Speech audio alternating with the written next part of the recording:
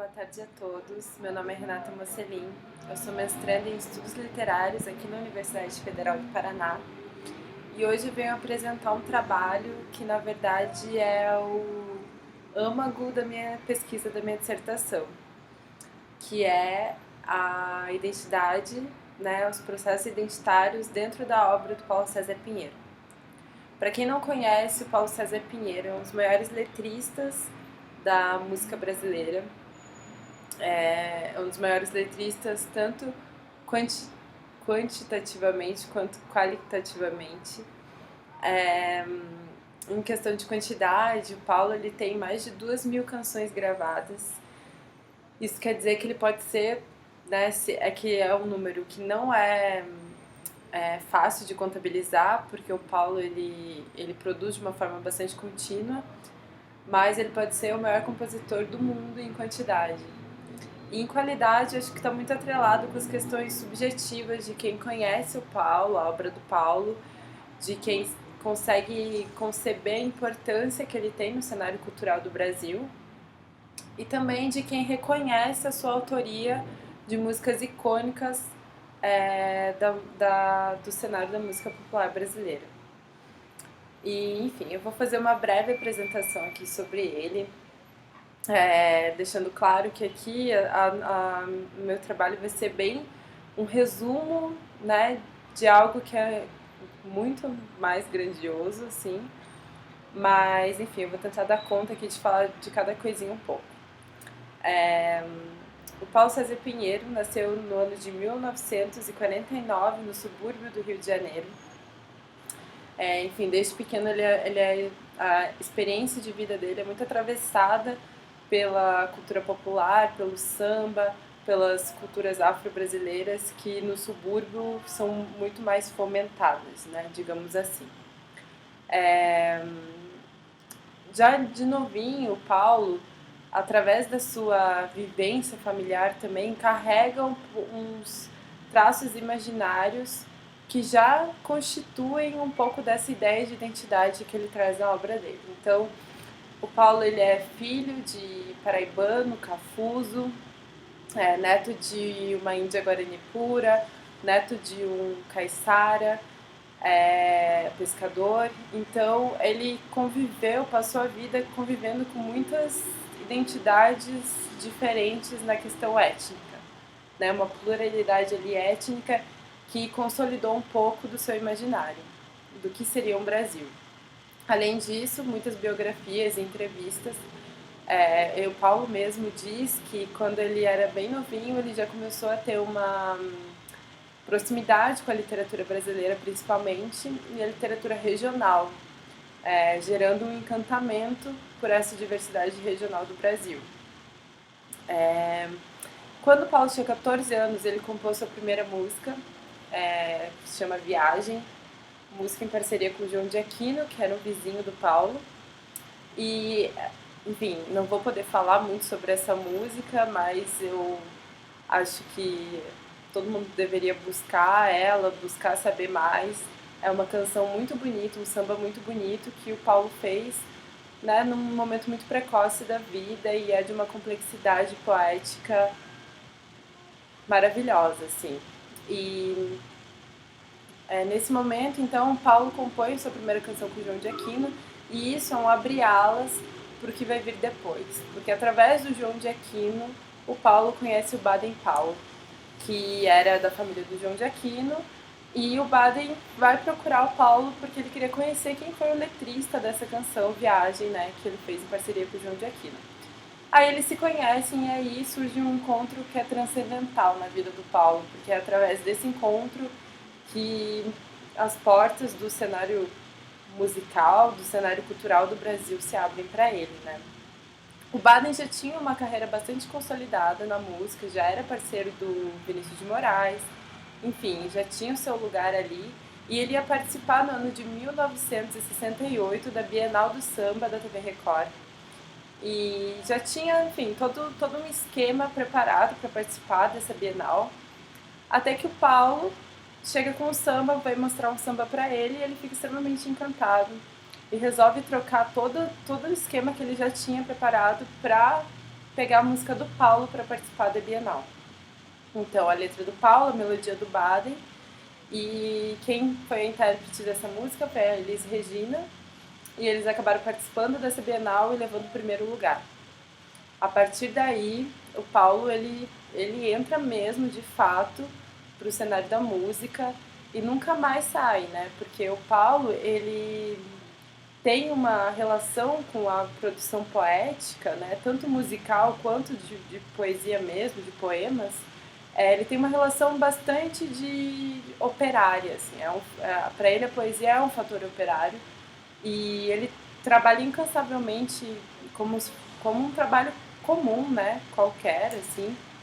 E ele sobrevive disso desde os 16 anos. Então, o Paulo nunca precisou trabalhar em outra coisa, ele sempre viveu para essas produções, para essas criações, enfim. E depois disso, né, depois que ele entra para esse cenário, o Paulo entra com essa música Lapinha, que é a música que eles fazem para Bienal. E é muito importante falar dessa música também, que eu também não vou poder mostrar aqui, mas é uma música que eu acho que denuncia um pouco do que o Paulo vai vir a ser como letrista, né?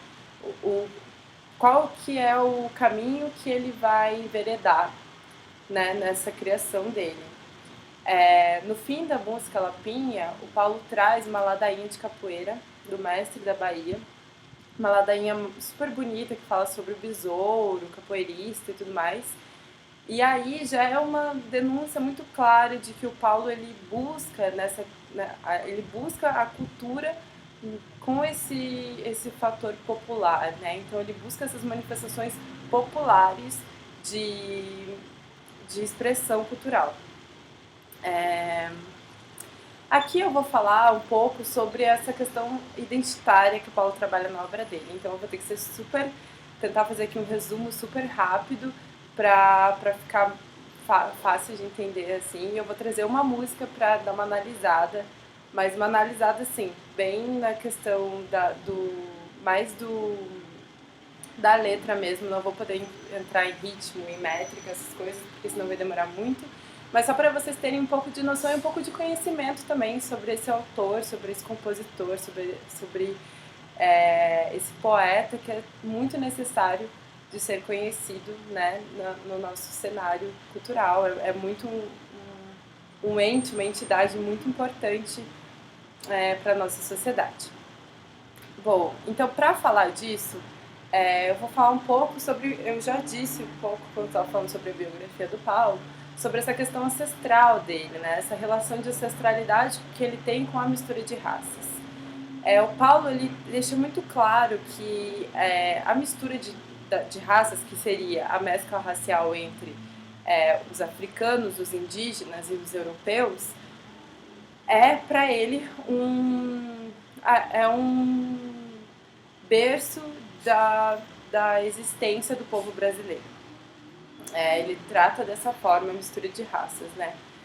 E isso tem muito a ver com essa história que ele traz, essa história pessoal, porque esse fator autobiográfico que o Paulo carrega de forma muito forte, muito clara com as questões raciais, através dessa mistura que ele experienciou na própria, né, vivência familiar, meio que se mistura com uma autobiografia do Brasil. Então é um resgate ancestral autobiográfico, um resgate ancestral de Brasil que se fundem e ambos ali meio que são a mesma coisa, porque ambos são fruto dessa miscigenação, né? Ambos veem o encontro de raças como um berço de existência.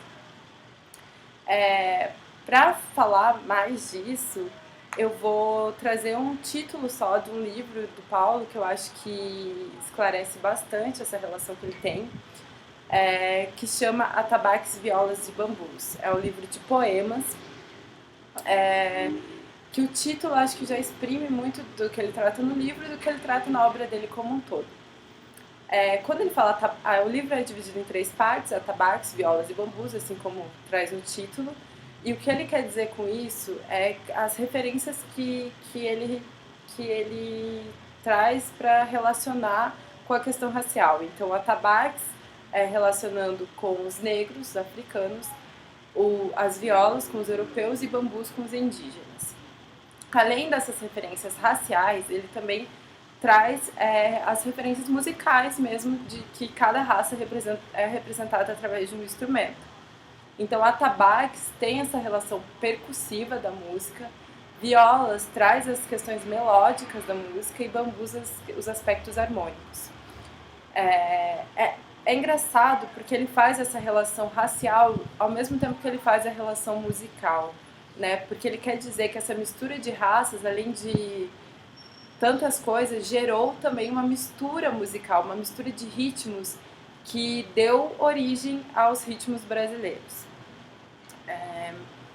Além disso, ele também demonstra, né, com esse título desse livro de poemas, que essa dissociação entre o poeta e o letrista, ela não existe muito, porque tudo que o Paulo faz em relação à poesia, aos poemas, tem uma ligação direta com a música, ou a música tem uma ligação direta com o poema.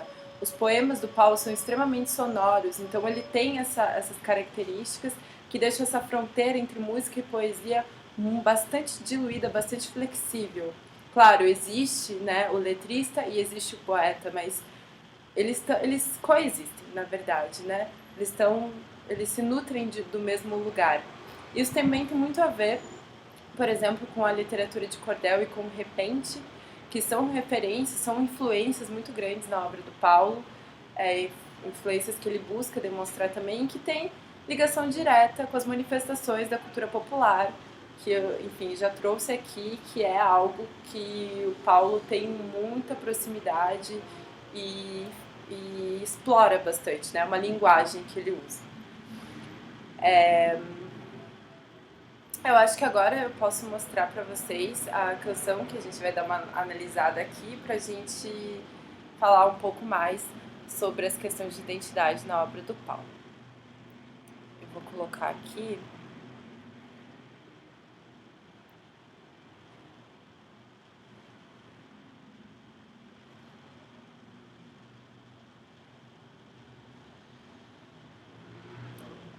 Aqui. Bom, eu vou trazer a música O Canto das Três Raças, que é uma música super conhecida do Paulo. Ela foi gravada no disco O Canto das Três Raças, da Clara Nunes, do ano de 1976. Uma informação também muito importante é que o Paulo foi casado com a Clara Nunes até o ano da sua morte, então praticamente a grande maioria de músicas que a Clara gravou são letras do Paulo. Eles tinham uma parceria muito consolidada ali, muito influente um ao outro. E, enfim, essa é uma das músicas mais famosas e é a música mais regravada do Paulo até hoje. Eu vou dar uma lida nela e daí a gente pode ir fazendo as relações para talvez ficar um pouco mais clara essa questão identitária que eu quero trazer. Vamos lá, eu vou ler a primeira parte e depois vou comentar sobre ela. A música diz: ninguém ouviu um soluçar de dor no canto do Brasil. Um lamento triste sempre ecoou, desde que o índio guerreiro foi pro cativeiro e de lá cantou. Negro entoou um canto de revolta pelos ares no quilombo dos palmares onde se refugiou. Fora a luta dos inconfidentes, pela quebra das correntes nada adiantou. E de guerra em paz, de paz em guerra, todo o povo dessa terra, quando pode cantar, canta de dor. Depois essa é a primeira parte da música, depois vem o refrão, depois vem a segunda parte. Mas essa primeira parte da música ela é uma introdução clara sobre os aspectos que o Paulo quer tratar. O título fala o canto das três raças, e quando a gente lê, a gente tem a impressão de ser algo bastante de um fator de exaltação dessas três raças, né? E não deixa de ser, mas está em outro lugar. Na primeira estrofe, o Paulo ele já relaciona o soluçar de dor com o canto do Brasil. Ele já traz esse aspecto do canto, né? Assim como ele traz o título, mas ele já relaciona isso com o fator de dor. Na segunda estrofe, ele diz: um lamento triste sempre ecoou, desde que o índio guerreiro foi pro cativeiro e de lá cantou. Então aqui ele já trouxe essa ideia de período colonial, né, quando os colonizadores chegaram e escravizaram os indígenas, os povos originários. E essa estrofe ele dedica para falar sobre isso, e na segunda ele já fala sobre os negros escravizados. Então ele já está costurando essa ideia que ele quer trazer em relação a esse canto das três raças. Na terceira estrofe ele fala: negro entoou um canto de revolta pelos ares no quilombo dos Palmares onde se refugiou. Aqui também ele está falando de um canto, o canto específico, né? Esse canto das três raças, ele não é um canto só de um povo só.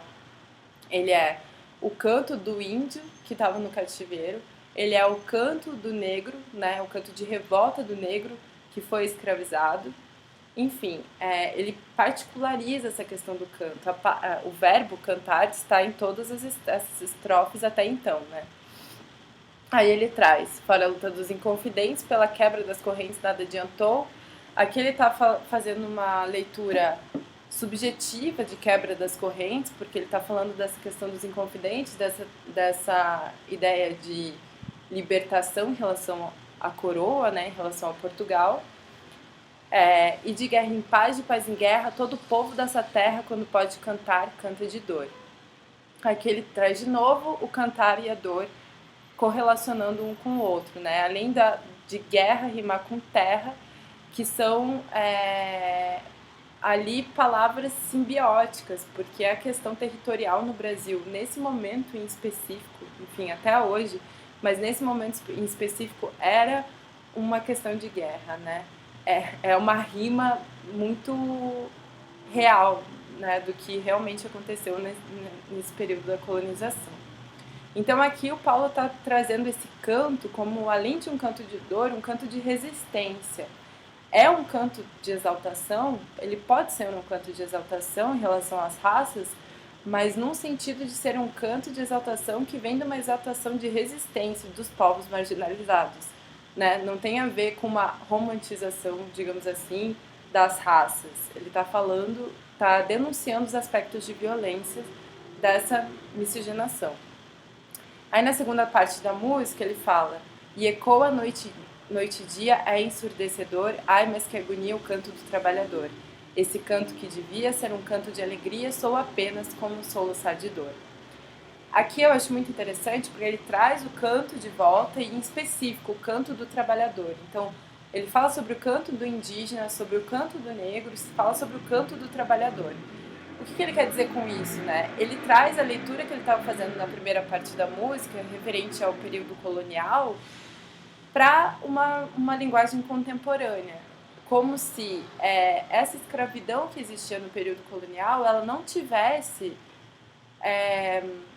ela apenas tivesse se traduzido ao canto do trabalhador, que continua sendo um canto de dor, né? Essa libertação em relação à escravidão, ela, de fato, ela só se traduziu num outro tipo de escravidão, que é a escravidão do trabalhador, né?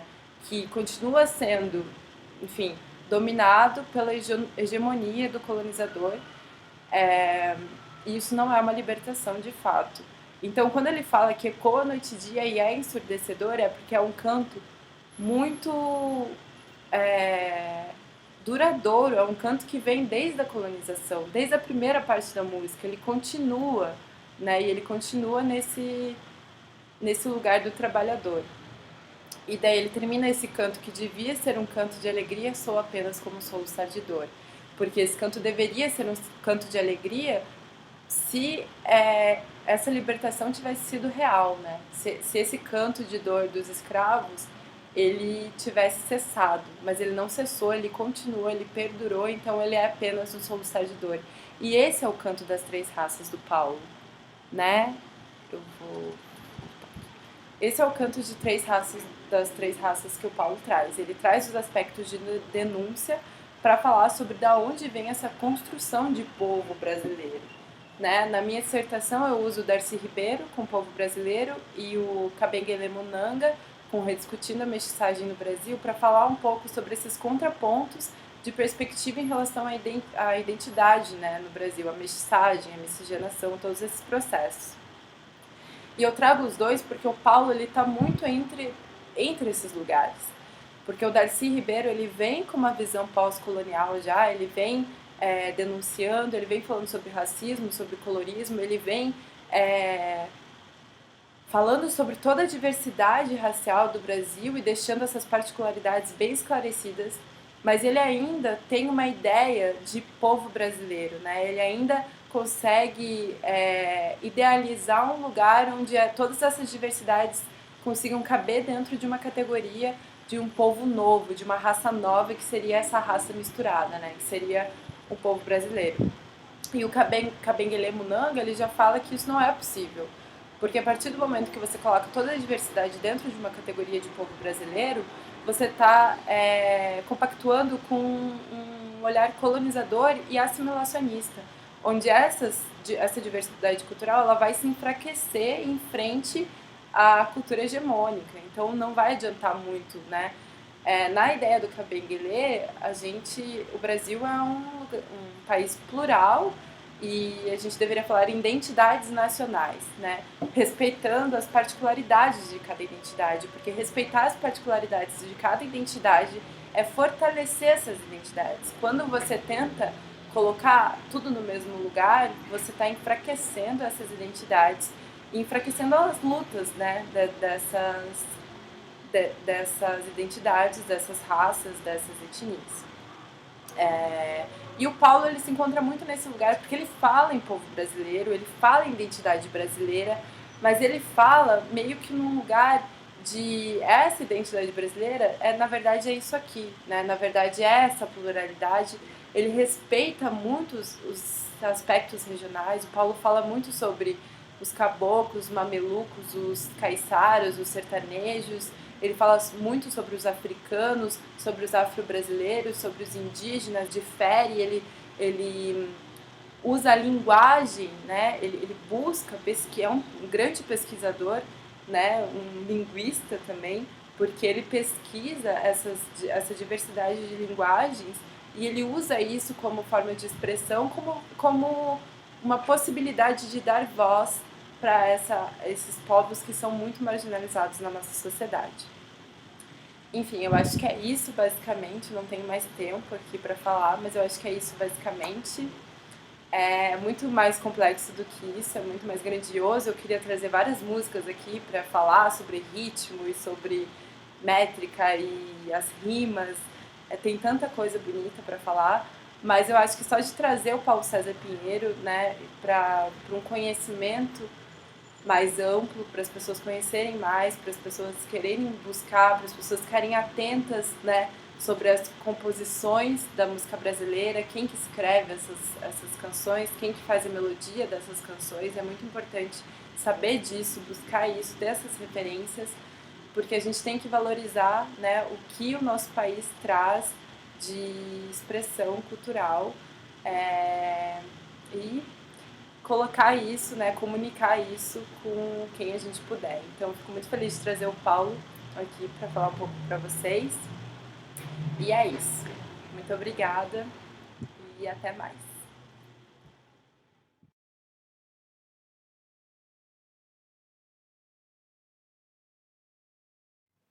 Bom, olá a todos, meu nome é Caroline, o nome da minha comunicação é O Pai que Flui Entre Palavras e Imagens, em Guimarães Rosa e Lourenço Mutarelli.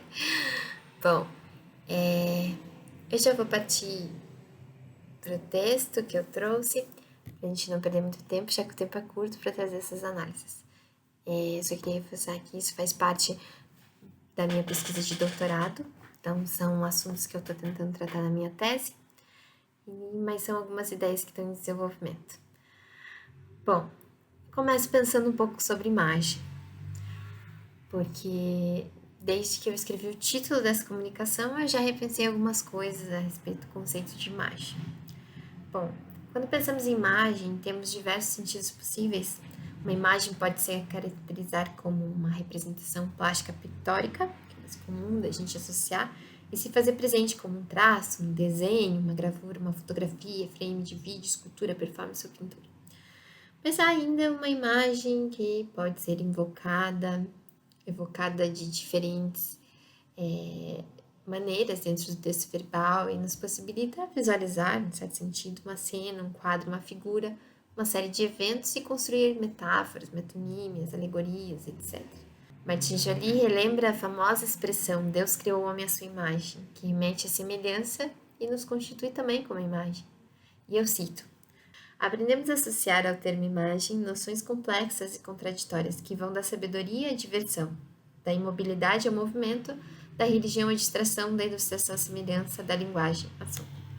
Então, como nos diz Joly, imagem é uma expressão muito ampla, associada especialmente com nossa tomada de consciência sobre algo, seja vindo do nosso inconsciente memória ou de nossas percepções que são atravessadas pelo corpo. A imagem é uma forma de realização mental de um material virtual ou sensorial. E eu queria citar também um trecho de Sartre, em que ele fala: a imagem, se continua sendo um conteúdo psíquico inerte, não poderia de forma alguma conciliar-se com as necessidades da síntese. Ela só pode entrar na corrente da consciência se ela mesma é síntese, não elemento. Não poderia haver imagem na consciência. Mas a imagem é um certo tipo de consciência. A imagem é um ato e não uma coisa. A imagem é consciência de alguma coisa. Então, conforme nos diz Sartre, em suas reflexões sobre a imagem, essa é uma ação, um tipo de consciência, algo ativo. Nesse sentido, podemos perceber a imagem como um agir perante o mundo, sendo a imagem tão consistente como a própria coisa de que se assemelha ainda mais, pois ela é uma consciência em si. Então, nesse sentido, a gente pensa que as imagens estão dentro do texto verbal, elas estão dentro das imagens plásticas, elas estão na nossa forma de pensar e na forma de a gente se relacionar do mundo. Então, é uma ideia muito ampla. Então, pensar como uma imagem se constitui é muito mais complexo do que simplesmente a gente falar de imagens pictóricas. Pensando sobre imagens, eu desejo aqui observar como uma imagem paterna constituída de memória é modelada em 2 textos e como eles se relacionam. Um deles é o conto A Terceira Margem do Rio de Guimarães Rosa, que é originalmente de 1962, e o livro ilustrado Quando Meu Pai se Encontrou com ET Fazia um Dia Quente, de Lourenço Mutarelli, que é de 2011. Bom, a gente tem 2 textos que são muito diversos, tanto no tempo da sua realização quanto a sua materialidade e representatividade no meio acadêmico. E a proposta, que eu acho que é uma provocação, é relacionar um texto canônico com uma obra contemporânea quase exclusivamente pictórica, plástica, cheio de ilustrações. E eu vou começar pela Terceira Margem do Rio. Todos provavelmente conhecem o conto, então relembrando de forma muito superficial, um filho narra a partida do pai para permanecer no meio do rio. Os anos passam e o filho permanece refém da imagem do pai. O filho tem o impulso de substituir o pai nessa canoa, mas se atemoriza com a figura, cito, que parece vir da parte do além. O pai ele não se vai definitivamente e permanece como que suspenso no meio do rio. E eu cito: executava a invenção de se permanecer naqueles espaços do rio, de meio a meio, ele no ao longe, sentado no fundo da canoa, suspendido no liso, avistado ou de iluso. Então, na passagem de muitos anos, a narrativa serpenteia nas lembranças do filho narrador, com idas e voltas cronológicas próprias de um discurso que é memorioso, né? Da mesma forma que estamos atrelados a essa rememoração, tudo que vemos do pai nos chega traduzido no filho. E esse no filho é muito importante, porque é isso mesmo, é traduzido no filho, não pelo filho. Então, o pai é construído peça a peça, com recortes das lembranças do filho. E aqui eu cito: não figurava mais estúdio nem mais triste que os outros conhecidos nossos, só quieto. O rio se estendendo grande, fundo, calado, que sempre, largo de não se poder ver a forma da outra beira, espiou manso para mim, a sombra dela, por igual, feito um jacaré comprida. Eu destaco rapidamente esses trechos, demarcando essas palavras, porque elas edificam a figura do pai para além do que é narrado. Ele, o pai, toma forma como parte da canoa e do rio. Ao descrever o rio, o filho coincide na descrição do pai. São o pai, o rio, a canoa, manso, longo, calado de sempre, quieto, liso de luz. E daí cito o trecho final, que diz que, portanto, ele me pareceu vir da parte do além. Esse além é muito importante. O além do texto, descrevendo a imagem última desse pai, aparece à primeira vista como um elemento sobrenatural. Porém, é possível ler esse além em confluência com os demais espaços mencionados no conto. E cito alguns. Invenção de se permanecer naqueles espaços do rio de meio a meio. Cursava no rio, solto, solitariamente, ele no ao longe, sentado no fundo da canoa, suspendido no liso do rio, nosso pai passava largo. Os espaços são para além, largos, amplos, soltos na amplidão. A imagem do pai vai, pouco a pouco, ganhando uma forma larga, ampla, assim como o rio. O rio que por aí se estendendo grande, fundo, calado de sempre. Há uma permanência extensa e calada da figura desse pai, ao mesmo tempo que o filho assume, de herança, pouco a pouco, a identidade diluída de rio, como se ele brotasse em gotas de silêncio que o fazem se assemelhar ao pai.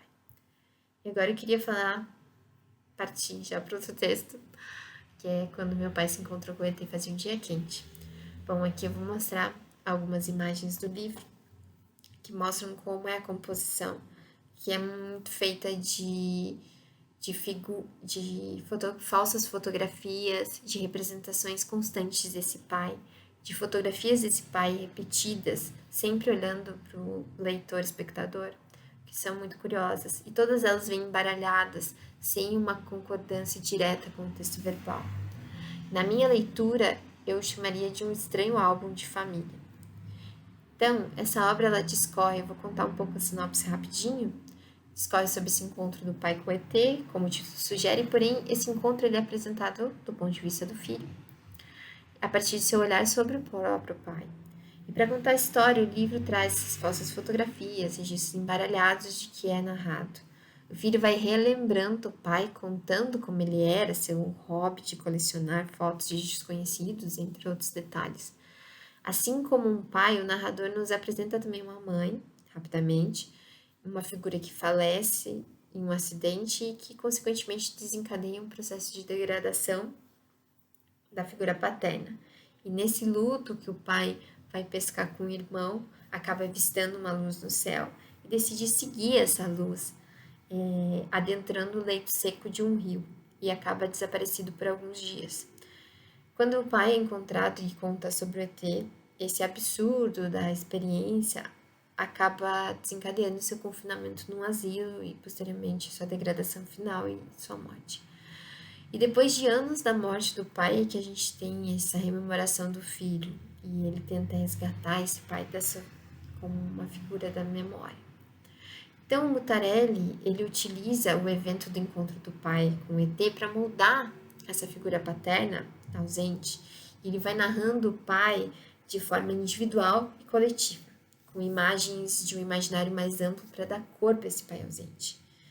Então, ele traz, ao mesmo tempo, uma configuração de um pai muito íntimo dentro da narrativa, ao mesmo tempo que conversa, por exemplo, a imagem do William Burroughs, que é um conhecido autor, e ele traz várias representações do extraterrestre que dialogam com o nosso imaginário coletivo, falando que tudo aquilo é uma construção ficcional que dialoga com uma narrativa mais ampla.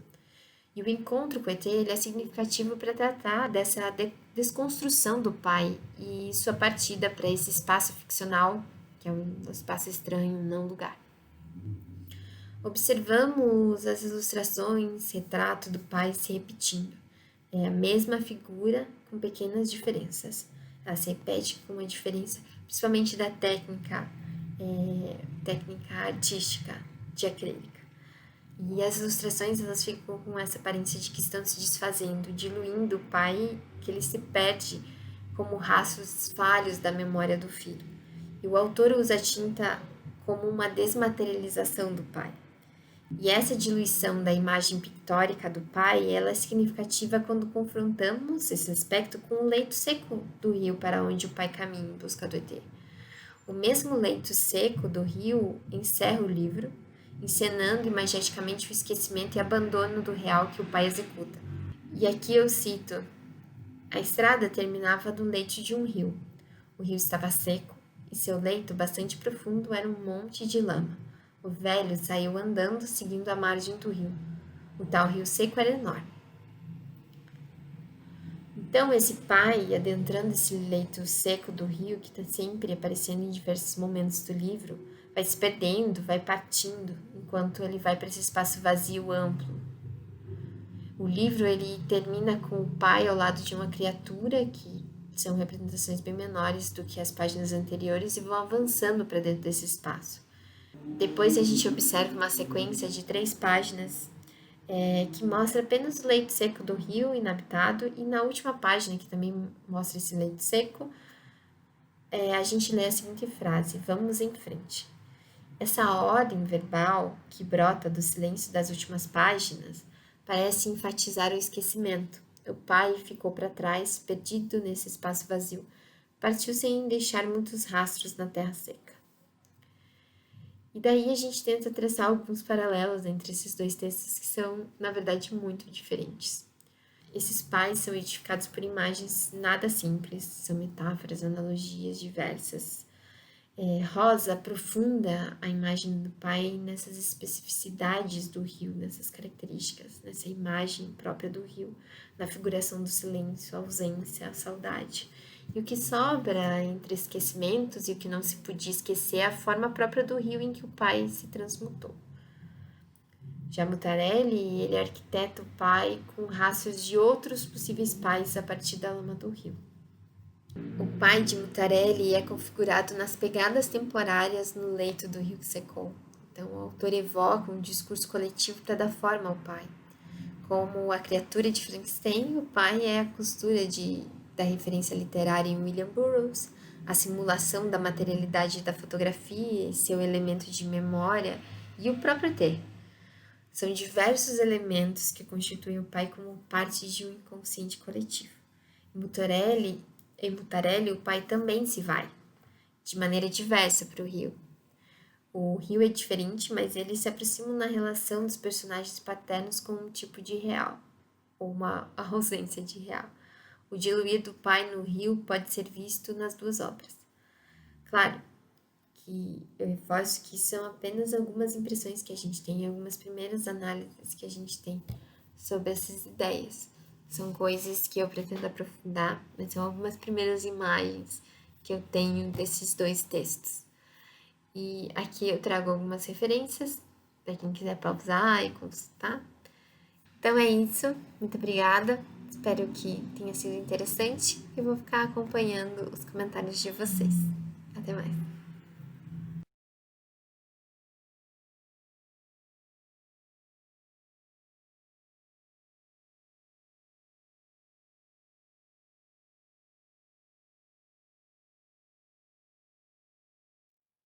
Meus cumprimentos à audiência e agradecimentos à comissão organizadora da 22ª Semana de Letras da Universidade Federal do Paraná.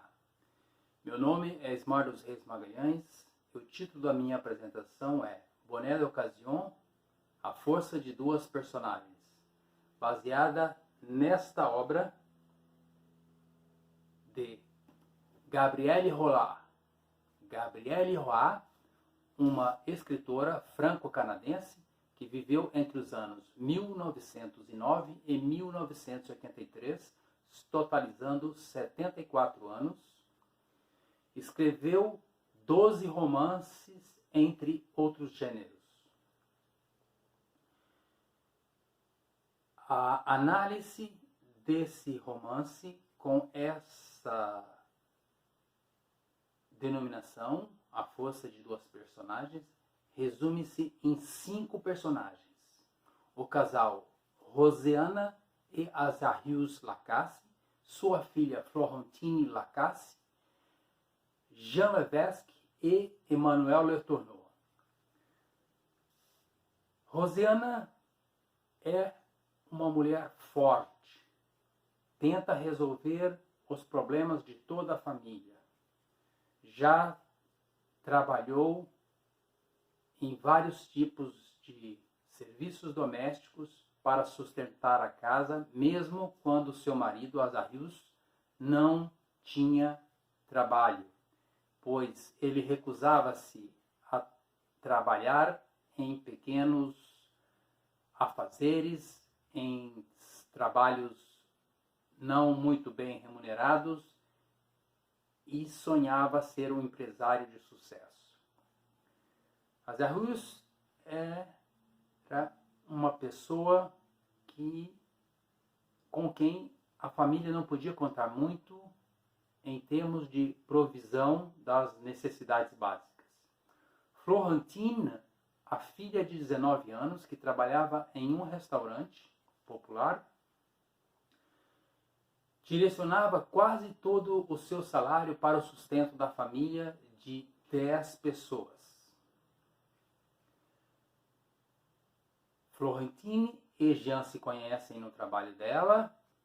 Ele se interessa imediatamente por Florentine, mas ela faz alguma dificuldade. Por fim, acaba se apaixonando por ele e mantém um relacionamento. Mais e mais, Florentine vê que não gosta daquele seu trabalho, que não gosta da pobreza, mas afinal quem gosta? A pobreza, de passar fome, de ter falta, de tudo que é básico. Não é luxo, tudo que é básico. E Jean Levesque seria uma forma de livrar-se de toda aquela situação, casando-se com ele. Não que ela fosse utilitarista, pois o amava. Entretanto, conforme Jean vai conhecendo Florentine, ele vê que ela não possui qualidades que ele considera que pudessem ajudá-lo a conseguir os seus objetivos, que eram ascensão social, ascensão profissional. Eram os seus principais planos. Mas por meio de Jean, Florentine e Emmanuel se conhecem. Esse se interessa mais e mais por ela e se apaixona,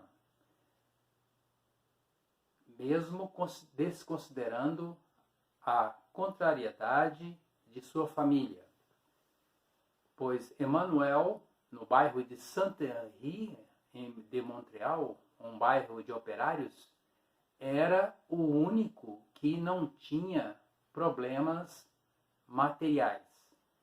Na verdade, ele pertencia a um outro núcleo socioeconômico cultural. Tinha se alistado nas forças canadenses para lutar na Segunda Guerra Mundial, visto que a história tem como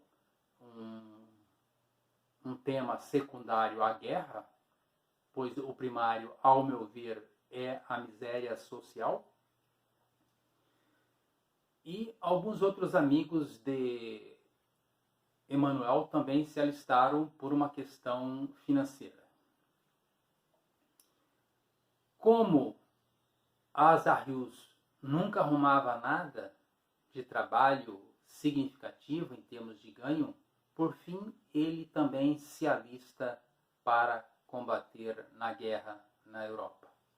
O que foi uma surpresa para Florentine, foi uma surpresa para Rosiana, que ficava desesperada, não concordava com essa atitude de seu marido, porque mesmo tendo a dificuldade ou mesmo a incapacidade de prover a família, eles se gostavam. Tinham praticamente a mesma idade, em torno de 40 anos, e Rosiana teve 12 gravidezes em cerca de 20 anos. Mas Florentine, com a mesma idade com que a mãe se engravidou pela primeira vez, se engravida de Jean. Mas Jean não sabe, acaba se mudando para uma outra cidade por causa de trabalho, Emmanuel, que se aproxima cada vez mais com o distanciamento de Jean, propõe-lhe casamento, desconhecendo a gravidez de Florentine. Apenas Florentine e a mãe, Rosiana, sabem da gravidez, mas Rosiana aconselha que ela não se case apenas pela gravidez, se case com Emmanuel. Mas ela decide fazê-lo assim mesmo. O pesquisador Lemire considera que esse romance se enquadra na classificação do romance de modos urbanos e é corroborado por Maurice Argan. O romance de modos ou costumes urbanos se caracteriza pela narração da problemática urbana social. É o que acontece nesse bairro. E isso aconteceu em função da Revolução Industrial, ocasionando um êxodo rural. Há muitas cidades, não só no Canadá, mas em outros países, se tornaram muito grandes, muito adensadas em função desses êxodos rurais. Por isso o desemprego era grande, a miséria era grande e a guerra veio dar um alento para algumas pessoas que se engajaram nas forças para lutar na guerra e ter uma renda. É o que aconteceu com Azarius. E ao contrário de Emmanuel, que não precisava. Um outro pesquisador chamado Boivin disse que a obra não deveria chamar-se Bonheur d'Occasion, que na minha tradução livre significa felicidade casual ou ocasional. Porque Florentine, como a protagonista, perseguia a felicidade, que era abandonar a miséria e casar-se, ser feliz, ter uma vida diferente da sua família. Não ocorre com o homem com quem amava, mas de uma forma imperfeita consegue casar-se com Emmanuel e abandonar a miséria. Por isso, a meu ver, Bonheur d'Occasion, felicidade casual, encaixa-se perfeitamente no papel da protagonista. Entretanto, muitos outros foram salvos, teoricamente, de uma forma irônica pela guerra. Pois como alguém pode ser salvo por estar desempregado, por estar passando fome e ir para a guerra? Visto que nos campos de batalha a morte é quase certa, pelas armas de fogo, pelas baionetas, pelas bombas. Dizer que alguém é salvo por ir à guerra parece um desplante, uma ironia. Por isso, discordo completamente da premissa de Boivin de que o romance deveria chamar-se Salvação pela Guerra. Um outro pesquisador chamado Jacques Blair diz que o romance é convencional e linear. Sim, ele é convencional porque se trata de problema social, a miséria e, de uma forma secundária, a guerra que aparece para, teoricamente, proporcionar alguma renda para essas pessoas. Diz que ele é denso. Sim, ele é denso fisicamente por possuir 432 páginas, mas a história não é. Trata-se de um problema social, no caso a pobreza, e os amores de algumas pessoas, relações familiares e sociais. Convencional também não é, porque o idioma francês canadense, usado em Quebec, sofre muita influência do inglês. Então, a escritora usa muitos termos ou mesmo frases em inglês, termos característicos do operariado, por ser uma camada social desprovida de estudos mais elevados, que ela é descritiva. Sim, ela é descritiva e algumas partes podemos dizer até que são descrições poéticas. Mas a descrição por si só não é negativa, pois ela oferece uma fotografia do cenário, propicia maior realidade do que a personagem descreve naquele cenário. O leitor tem apenas a ganhar com a descritividade, contanto que seja na boa medida e que faça um efeito positivo para o leitor. Este romance é narrado por um narrador onisciente neutro. Os 4 personagens, Rosiane Lacasse, Azarru Lacasse, Emmanuel e Jean, são personagens esféricos. Correção, são planos. Aqueles personagens que pode-se prever o que eles farão no próximo passo. Em contrapartida, Florentine é a única personagem esférica, pois nunca se sabe qual será a reação de Florentine, qual será a solução que ela achará para o problema. Visto que ela tem uma mente positiva, relaciona-se bem com todas as pessoas de seu meio e sempre encontra uma saída. Mesmo quando grávida e sozinha, ela não se desesperou e a solução acabou surgindo. Os homens eram fracos, tanto Emmanuel, que era manipulado por Florentine, o pai que não provia a família, e Jean, que se acovardou em relação ao seu amor. Portanto, Bonheur d'Occasion, a força de 2 personagens. Essas 2 personagens femininas são muito fortes em relação aos masculinos. Muito obrigado.